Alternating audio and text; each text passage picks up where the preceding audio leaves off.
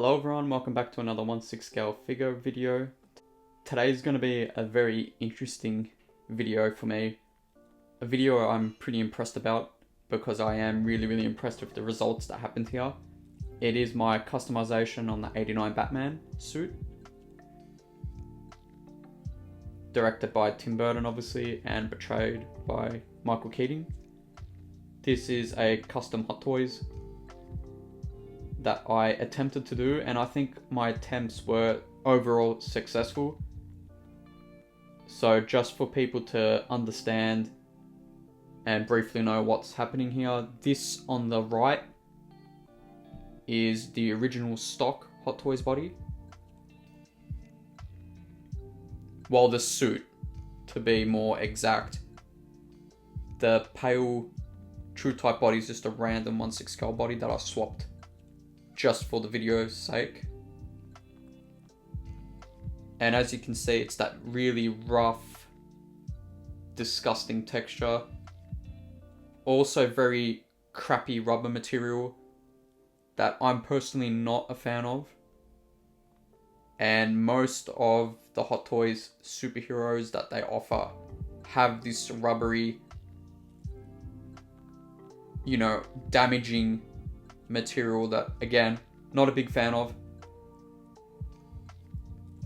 And on the left here is the custom that I did. So the head sculpt is Hot Toys, the actual underlining body, the ratchet joint body underneath is the Hot Toys one. I had to obviously tear this guy and take that original body out and chuck it in this one here. Cape is the Hot Toys one, belt Hot Toys,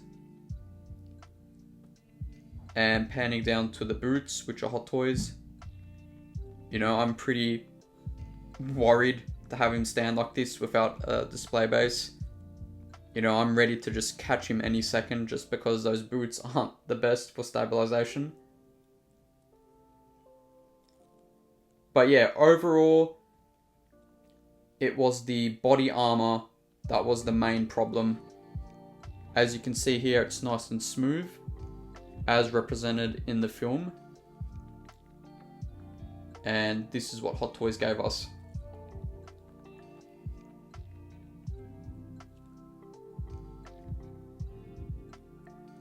And yeah, what I'm going to do is show a bit of a deep dive and how I got to this stage.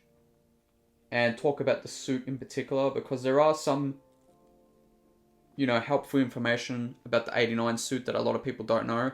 A big example is that it was never rubber to begin with. And yeah, I think it's time to dive in and talk about how I got to this stage. So if you guys do enjoy this, make sure you like and sub, and we'll get right into it. So I think it's best to start with more the ugly stage of this custom. I mean, yes, visually it is ugly, but also the stage on how to get the body out is a bit ugly as well. So I'll take him off his display stand. And as you can see there, that is a blob of glue, because in order to take him out, you have to completely tear this body apart.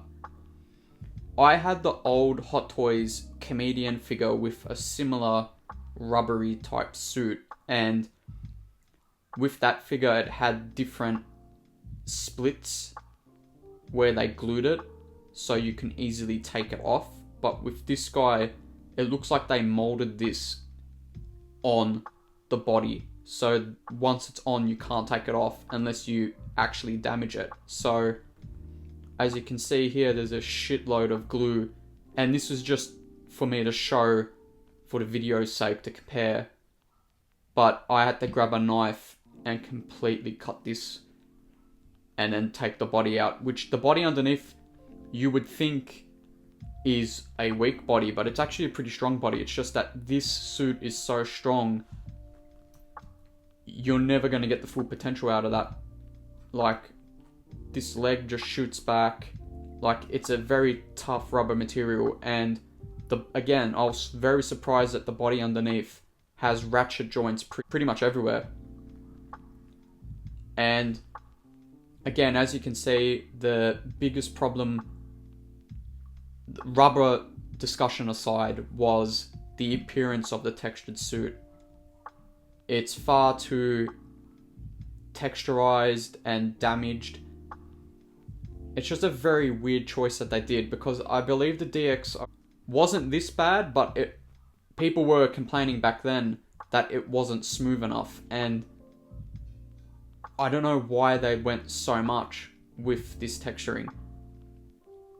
Like, even the original prop today in the Hollywood museums isn't like this. It's not this damaged. Both suits, because obviously the suit at the end of the film has all like the burn marks from where the Batwing crashed. Even that suit's not this bad. But yeah, no idea why they did this. But yeah, if you're willing to be as ballsy as me to take this body out, you're going to have to do some operations on this guy. And obviously this is pretty much non-displayable because of the broken parts. So yeah, I thought I'll just quickly get that out the way and just show the original Hot Toys body.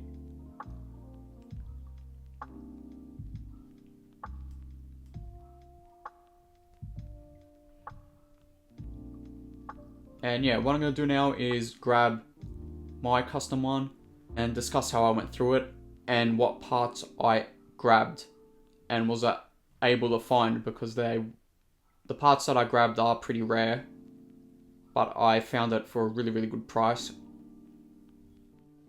So this is the custom here, and I think overall it turned out really, really good. And it is a full complete, it's not just covered and hindered by the cape. So the biggest thing about the 89 suit, it is supposed to be a fabric wetsuit like material with armature on top, and that pretty much is what is represented here. And this is the best I could do with the elements that I found online. And obviously with this being a softer vinyl, you are able to articulate it much better.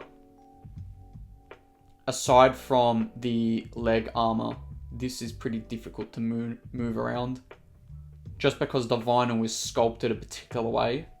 But you can, if you heat it up and, you know, use a bit of elbow grease, you can move it.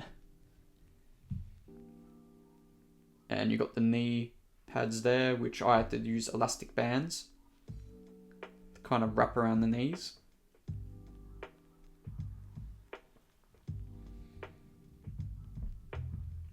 And yeah, I'm really, really happy with this. I think later on in the future, I might get the Jackson faceplate, the clean one, because originally my goal was to have this suit battle damaged to suit the backdrop that Hot Toys give us.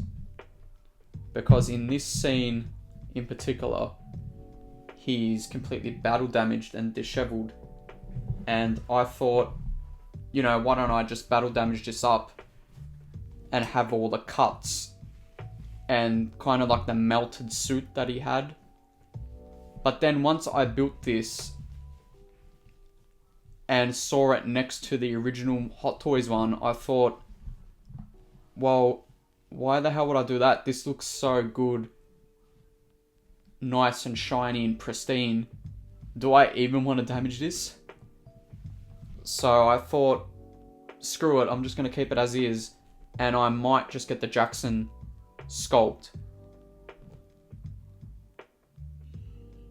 Even though I think this one is by far the best Keating likeness that Hot Toys gave, and I really do love the bloody damaged look that this gives. I just feel having that Jackson one that's just a swap out every now and then is a really, really good second option for this guy. Also the cape. I think, honestly, the cape, I don't know, I actually like the cape. I feel because this vinyl suit is much bigger and bulkier, it kind of rests on the shoulders a bit better.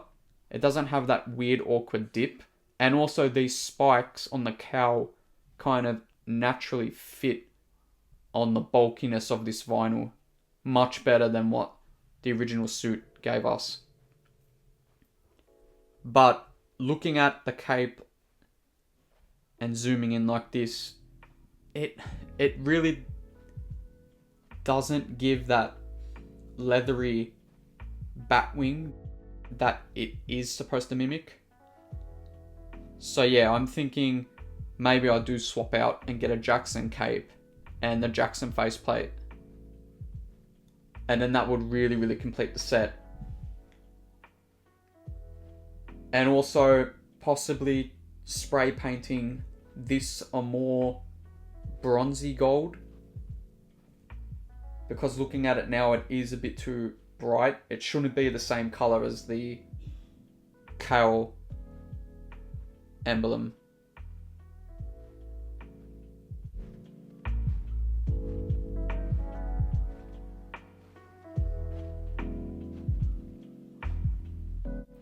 So just for a reference of what I used exactly to get this look, I had to use a Billiken model kit, which are Japanese vinyl pieces. They're actually extremely rare to find. I was really, really lucky to find one on a Japanese auction site, the Yahoo auction sites, for a really, really extremely cheap price. I was really surprised it was going that cheap. And basically it comes as a kit piece, so individual pieces thrown into this box. And I basically had to cut up what was needed and throw it onto this guy. And with this particular suit, you can get away with a lot of crude cuts. Like I just used an X-Acto knife and just, chopped away. Some parts here in the leg part, just under the belt, is a bit crude. But again, if you look at the screen used prop, it's not exactly a pristine Batsuit. And that's what I really, really like about the Keating one in 89 compared to Returns. This is almost like a prototype suit.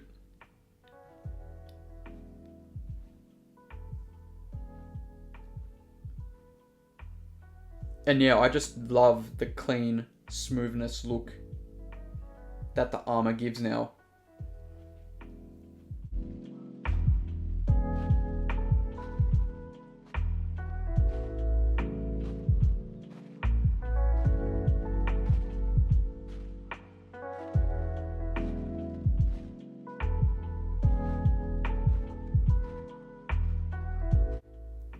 So I thought of having them both side by side one more time, just to get the comparison. And looking at both of them, I almost feel that the rubber body is almost lacking in the sculpture of the actual muscles.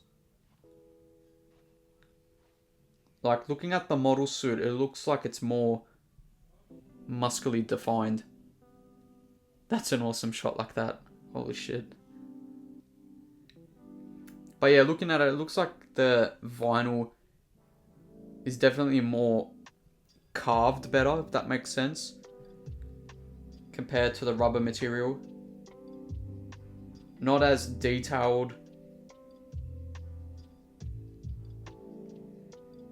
Not as popping and standing out compared to the vinyl one here.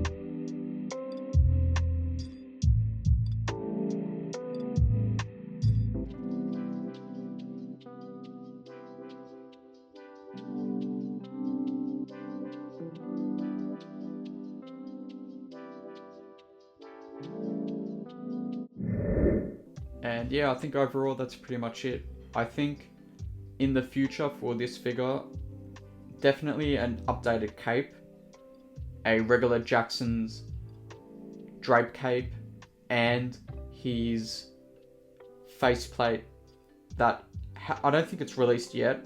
I know Justin, I think, did a review on the faceplate. I think that's what that was. It was an early review, I'm pretty sure. So it's not out yet. But I do think I want to have that just to have different options with this guy, because the other faceplates aren't particularly the best.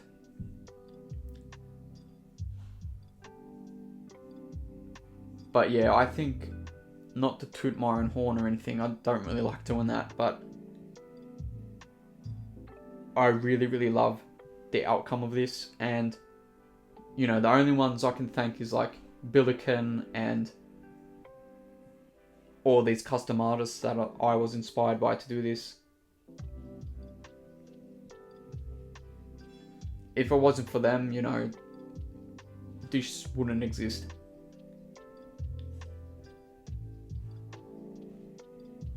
And if you do have the Hot Toys one stock and you enjoy that for what it is, you know, at the end of the day, it's your collection. Who cares what people think?